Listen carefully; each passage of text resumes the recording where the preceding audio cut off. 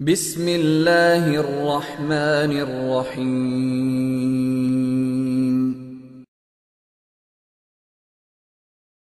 نحمدہ ونصلی علی رسولہ الکریم، اما بعد۔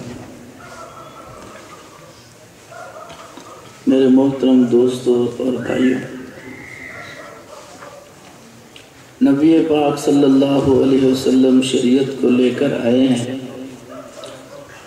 اس پر عمل کرنا، اس کا تحفظ کرنا اور اس کی اشاعت کرنا، یہ اہل سنت والجماعت کا کام ہے۔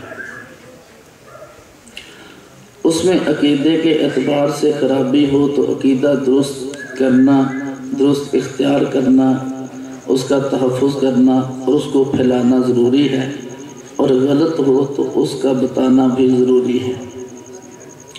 اسی طرح عمل کے اعتبار سے عمل بھی سنت کے مطابق ہو تو 100% کامیابی ہے، اگر عمل بھی سنت کے مطابق نہ ہو تو پھر کامیابی نہیں ہے۔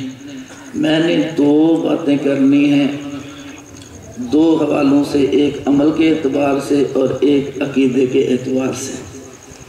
عقائد تو بہت سے ہیں، بہت سے عقائد ہیں، اور ان کو اختیار کرنا ضروری ہے، ان کی تبلیغ کرنا ضروری ہے، ان کا تحفظ کرنا ضروری ہے، لیکن ایک ایسا عقیدہ جس پر آج کل بہت شور و غل ہے اور اہل باطل اپنے اس عقیدے کی تبلیغ کرتے ہیں اور صحیح امت کے اجماعی عقیدے کو چھوڑ دیتے ہیں، اس کی وضاحت اور اس کو سمجھنا انتہائی ضروری ہوتا ہے۔ ان عقائد میں سے جو اہم عقیدہ جس پہ آج کل بہت بحث ہو رہی ہے، وہ عقیدہ حیات النبی صلی اللہ علیہ وسلم ہے۔ بہت سے لوگ، بہت سے نہیں، چند ایک لوگ عقیدہ حیات النبی صلی اللہ علیہ وسلم کا انکار کرتے ہیں، اور انکار کرنے کو قرآن کی خدمت بھی کہتے ہیں اور سنت کی خدمت بھی کہتے ہیں، اور نام بھی یہی رکھتے ہیں کہ توحید و سنت کی اشاعت کر رہے ہیں، حالانکہ توحید و سنت کی اشاعت نہیں، یہ توحید و سنت کی اشاعت کی رکاوٹ ہے۔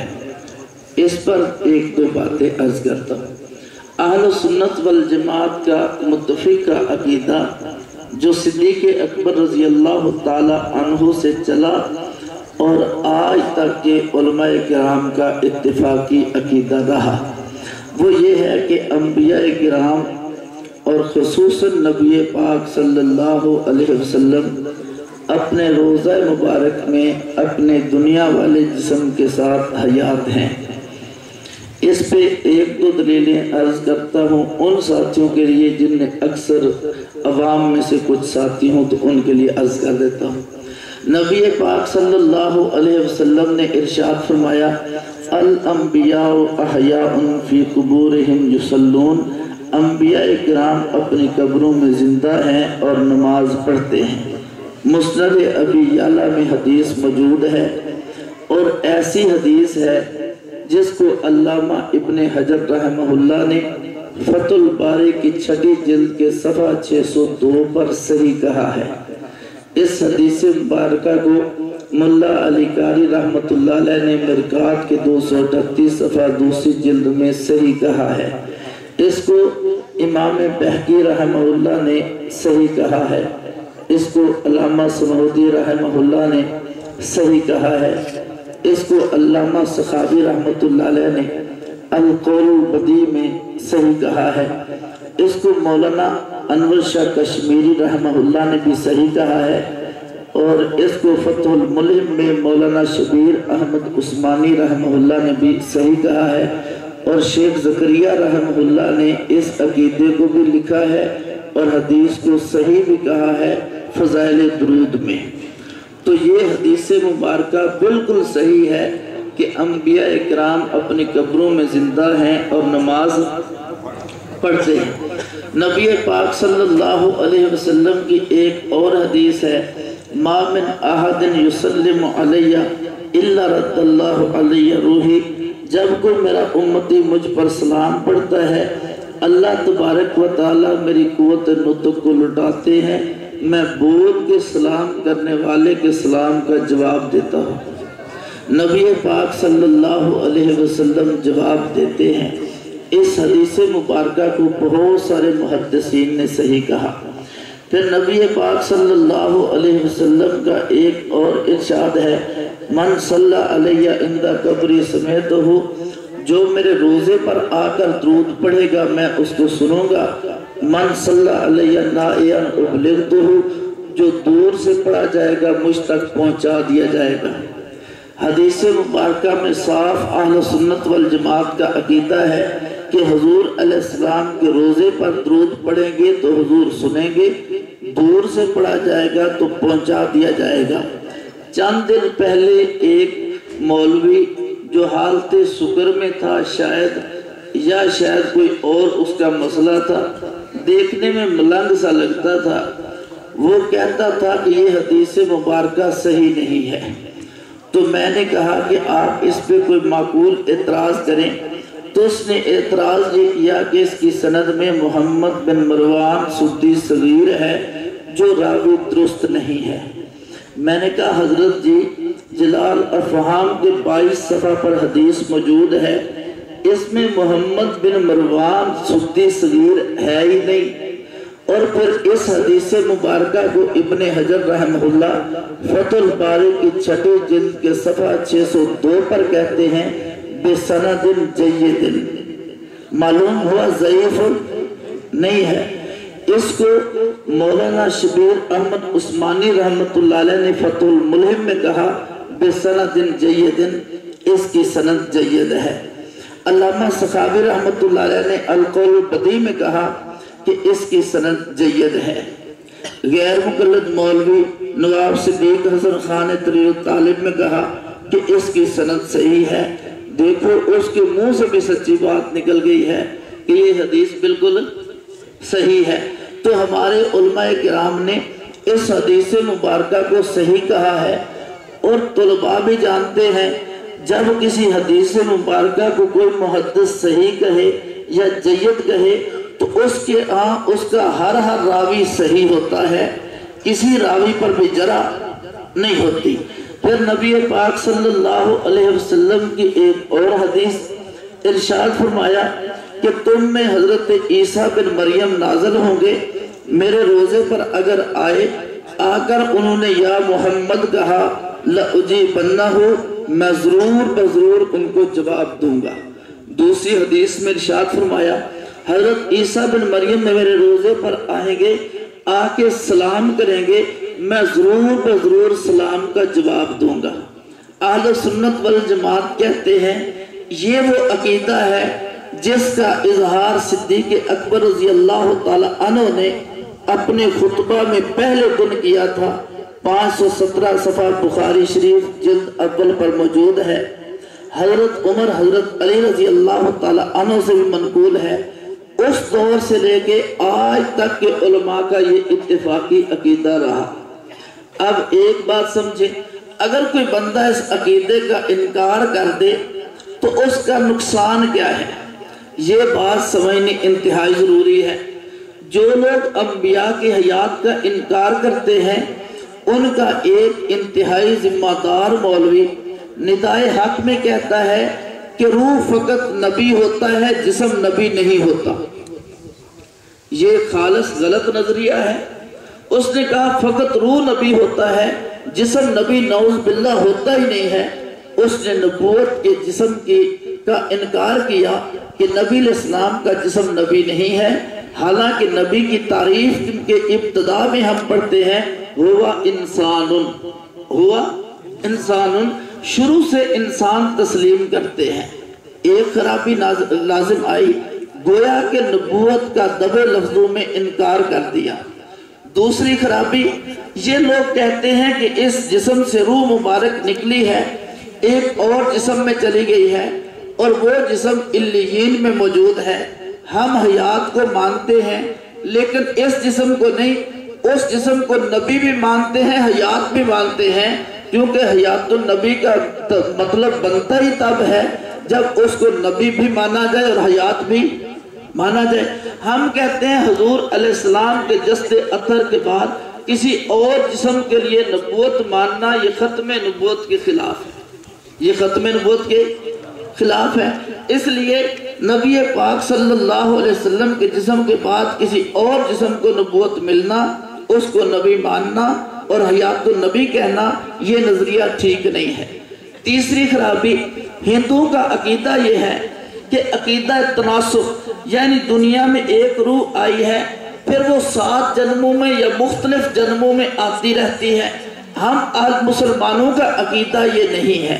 مسلمان کہتے ہیں دنیا میں ایک بار آتی ہے، اس کے بعد دوبارہ نہیں آتی۔ جب یہ کہا جائے کہ ایک جسم سے روح نکلی اور کسی اور جسم میں آ گئی اور یہی روح کسی اور جسم میں آ جاتی ہے، اس کو عقیدہ تناسخ کہتے ہیں۔ اگر حیات النبی صلی اللہ علیہ وسلم کا انکار کر دیا جائے تو تناسخ کے عقیدے کا اقرار لازم آئے گا، جو کہ خالص ہندوؤں کا عقیدہ ہے، مسلمانوں کا عقیدہ نہیں ہے۔ یہ میں نے مختصر سا اس پہ عرض کیا، اور قرآن کریم کی بہت سی آیات کے تحت مفسرین نے عقیدہ حیات لکھا۔ اللہ کے نبی علیہ السلام کی 10 احادیث عقیدہ حیات پر ہیں۔ صدیق اکبر رضی اللہ عنہ سے لے کے حضرت عیسیٰ علیہ السلام تک عقیدہ حیات النبی صلی اللہ علیہ وسلم کا اقرار موجود ہے۔ دوسری بات میں نے عمل کے اعتبار سے عرض کرنی تھی کہ اہل سنت والجماعت کا عمل بھی بڑا سچا ہے اور بالکل درست ہے۔ بسا اوقات آپ کو کچھ لوگ کہہ دیتے ہوگے کہ ہم مکے اور مدینے والے ہیں، ہمارا عمل وہاں سے چلا جہاں سے اسلام کی بنیاد ہے، جہاں سے بسم اللہ ہوئی، یہ پوری کائنات کا مرکز ہے۔ وہ کہتے ہیں ہمارا مذہب وہاں پر بھی یہی ہے جو یہاں پر ہے، گویا کہ ہم وہاں پر موجود ہیں، ہمارا مذہب اور مسلک وہاں سے چلا ہے اور دنیا میں پھیل رہا ہے۔ اس حوالے سے میں چند ایک باتیں عرض کرتا ہوں۔ نبی پاک صلی اللہ علیہ وسلم کے شہر میں سب سے پہلے نبی پاک صلی اللہ علیہ وسلم کے بعد جو وہاں کے پہلے مجتہد امام تھے وہ تھے امام مالک رحمت اللہ علیہ۔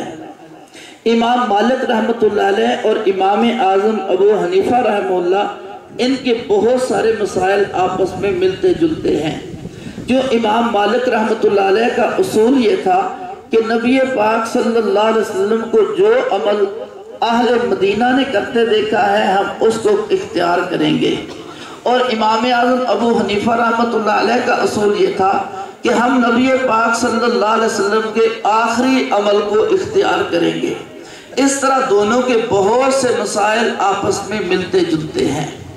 اب یہ کہنا کہ وہاں پر جو لوگ ہیں ان کو اہل و سنت سے اختلاف ہے اور یہاں کے جو غیر مقلد ہیں اہل حدیث کہلاتے ہیں ان کے ساتھ ان کی موافقت ہے، یہ کہنا بالکل درست نہیں، بالکل غلط ہے۔ ہم نے وہاں پر دیکھا کہ وہاں کا امام جب نماز پڑھاتا ہے یا نماز کے علاوہ سر پہ ٹوپی اور ٹوپی کے اوپر ان کے رومال بھی ہوتا ہے، لیکن یہاں کا غیر مقلد جب نماز پڑھے یا عام نارمل حالت میں ہو اس کے سر پہ ٹوپی بھی نہیں ہوتی اور اس کے سر پر رومال بھی نہیں ہوتا۔ ہم نے ان کو دیکھا کہ اگر نماز میں ان کے سر سے رومال سرک جائے اس کو پھر سیدھا کر کے سر پہ رکھ لیتے ہیں، یعنی اتنا اہتمام کرتے ہیں، لیکن غیر مقلد سر پہ کپڑا نہیں رکھتا۔ معلوم ہوا اس عمل میں ان کا عمل اور ہے اور غیر مقلد کا عمل اور ہے۔ نمبر 2، وہاں پر ہم نے نماز جنازہ پڑھتے لوگوں کو دیکھا ہے، اور آج کل تو میڈیا کا دور ہے، یہاں بیٹھ کے بندہ دیکھ سکتا ہے، وہ جنازہ پڑھتے ہیں 2-3 منٹ میں، اور یہاں پر غیر مقلد جنازہ پڑھتے ہیں تقریباً پونے گھنٹے میں، ان کے 3 منٹ ان کا۔ میں ایک علاقے میں گیا، میں بیان کر رہا تھا، ایک آدمی کھڑا ہوا، اس نے کہا کہ ہمارے علاقے میں غیر مقلد نماز پڑھا رہا تھا، جنازے کی نماز پڑھاتے ہوئے 2 بزرگ بے ہوش ہو کے گر گئے۔ مجھے بڑا تعجب ہوا، میں اور جگہ تقریر کرنے گیا تو میں نے کہا آج میں ایک علاقے میں گیا ہوں، وہاں پر مولوی نے جنازہ پڑھایا تو 2 بیچارے اور جنازے اٹھنے کے قریب ہو گئے۔ تو وہاں کے گاؤں والوں نے کہا نہیں جی ہمارے گاؤں میں 3 گرے تھے، ان کا جنازہ 3 منٹ میں ہے، یار لوگوں کا جنازہ پونے گھنٹے میں، یاروں کا جنازہ، وہ جنازہ سرن پڑھتے ہیں، یہ جنازہ جہرن پڑھتے ہیں، ان کے جنازے کا طریقہ اور ہے، ان کا اور ہے، وہ 4 تکبیریں کہتے ہیں، انہوں نے 6 تک لکھ ڈالی ہیں، ان کا مسلک اور ہے، ان کا مسلک اور ہے۔ مدینہ منورہ مدینہ یونیورسٹی کے شورا کے رکن عبد الرحمن نامی نے ایک کتاب لکھی، اس کتاب کا نام ہے کافی المبتدی۔ اس میں لکھا کہ جب نماز پڑھنے لگو اللہ اکبر کہہ کے ہاتھ ناف کے نیچے رکھو۔ اس میں لکھا ہے اللہ اکبر کہنے کے بعد ثنا پڑھو۔ اس میں لکھا ہے جب سجدے جاؤ پہلے گھٹنے لگیں، پھر ہاتھ لگیں، پھر پیشانی لگے۔ اور اس میں لکھا ہے اگر کوئی 3 طلاق دے تو 3 ہوتی ہیں۔ اس میں ہے اگر 20 تراویح پڑھو 20 رکعت سنت ہے۔ معلوم ہوا کہ ان 5 مسائل میں بھی ان کا مسلک اور ہے، ان کا مسلک اور ہے۔ مدینہ منورہ میں جو نماز پڑھاتا ہے جنازہ، امام ایک طرف سلام پھیرتا ہے، یہاں والے سارے دونوں طرف پھیرتے ہیں۔ وہاں والوں نے تو مسجد نبوی میں امام اعظم ابو حنیفہ رحمت اللہ علیہ کا نام بھی لکھا ہوا ہے، اور یہاں والے نام سننا برداشت نہیں کرتے۔ وہاں والے عقیدہ ائمہ 4 کے حوالے سے کتاب شائع کر کے حاجیوں کو دیتے ہیں، اور اس میں آخر سے 2 صفحے چھوڑ کر پہلے لکھا ہوا ہے کہ ائمہ 4 کا عقیدہ ہی صاف ستھرے قرآن و سنت کے چشمہ سے نکلا ہوا ہے، اور یہ ائمہ 4 کے عقیدے کو درست نہیں مانتے، ان کا مسلک اور ہے، ان کا مسلک، وہ تقلید کو ضروری قرار دیتے ہیں، یہ تقلید کا انکار کرتے ہیں، ان کا مسلک اور ہے، ان کا مسلک۔ وہاں پر میں نے لائبریری دیکھی، مذہب حنفی لکھا ہوا ہے، نیچے کتابیں ہیں، مذہب شافعی لکھا ہوا ہے، نیچے کتابیں ہیں، مذہب احمد بن حنبل لکھا، نیچے کتابیں ہیں، مذہب مالک لکھا، نیچے کتابیں ہیں۔ وہاں مجھے غیر مقلد ملا، میں نے پوچھا یار آپ کی کتابیں تھیں نہیں یا انہوں نے آپ کی کتابیں رکھنے کی ضرورت محسوس نہیں کی؟ 2 باتیں ہو سکتی ہیں، یا تو آپ کی کوئی کتاب تھی نہیں، یا پھر ان نے آپ کی کتابیں رکھنے کی کوئی ضرورت محسوس نہیں کی، بس شرما کے بیچارے نے منہ نیچے کر لیا، کوئی معقول جواب نہیں دیا۔ تو میں نے خود سوچا، میں نے کہا پھر یہی ہوگا، کتابیں تو ان بیچاروں کی ہیں لیکن انہوں نے رکھنے کے قابل سمجھی، ضرورت نہیں سمجھی رکھنے کی، قابل ذکر نہیں تھی، رکھنے کے قابل نہیں تھی، اس لیے انہوں نے کتابیں نہیں رکھی۔ تو میں عرض کر رہا تھا بہت سی چیزوں میں ان کا عمل اور ہے، ان کا عمل اور ہے۔ وہ جب رمضان مبارک آئے تہجد بھی پڑھتے ہیں، تراویح بھی پڑھتے ہیں، یہ فقط ایک پڑھتے ہیں۔ رمضان کا مہینہ ہے وہ 20 رکعت تراویح پڑھتے ہیں، یہ 8 رکعت پڑھتے ہیں، ان کا عمل اور ہے، ان کا عمل اور ہے۔ وہ اذانیں 2 دیتے ہیں، یہ 1 دیتے ہیں، وہ خطبے 2 دیتے ہیں، یہ خطبہ 1 دیتے ہیں۔ وہ حیات النبی صلی اللہ علیہ وسلم کے قائل ہیں، یہ حیات النبی صلی اللہ علیہ وسلم کے منکر ہیں، ان کا مسلک اور ہے اور ان کا مسلک اور ہے۔ تو میرے دوستو ہمارے ذمہ جو حق اور باطل میں آپس میں جو مل جاتا ہے کہ عوام کے سامنے واضح نہ ہو سکے، ہمارے ذمہ ہے کہ لوگوں کو بتا دیا جائے کہ یہ حق ہے اور یہ باطل ہے، یہ مسئلہ صاف ہے اور یہ مسئلہ دھوکہ ہے۔ جب دنیا کے سامنے کھل جائے گا لوگ صراط مستقیم پر چلتے رہیں گے، لوگ صراط مستقیم پر چلتے رہیں گے۔ ایک سوال کا جواب دے کے بات ختم کرتا ہوں۔ بسا اوقات لوگ کہتے ہیں تم امام شافعی رحمہ اللہ کو کچھ نہیں کہتے، امام احمد کو کچھ نہیں کہتے، امام مالک کو کچھ نہیں کہتے، ان چند بیچاروں کے پیچھے پڑے ہوئے ہو۔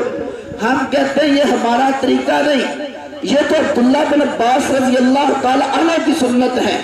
جب حضرت امیر معاویہ رضی اللہ تعالی عنہ نے ایک عمل کیا، نماز پڑھی، شاگرد نے آ کر شکایت لگائی، बुखारी शरीफ बाब जिक्र मुआविया रजी अल्लाह ताला अन्हु में मौजूद है। शागिर्द ने आकर कहा, ए अब्दुल्ला बिन अब्बास रजी अल्लाह ताला अन्हु, हजरत अमीर मुआविया रजी अल्लाह ताला ने ये अमल किया है। हजरत अब्दुल्ला बिन अब्बास कहने लगे, दाहु फइन्नहु फकीह, उनको छोड़, उन पे एतराज न कर, वो मुज्तहिद और फकीह हैं। मालूम हुआ फकीह पर एतराज की गुंजाइश नहीं, इसलिए इमाम मालिक फकीह हैं, एतराज की गुंजाइश नहीं। इमाम शाफी फकीह हैं, एतराज की गुंजाइश नहीं। इमाम अहमद फकीह हैं, एतराज की गुंजाइश नहीं।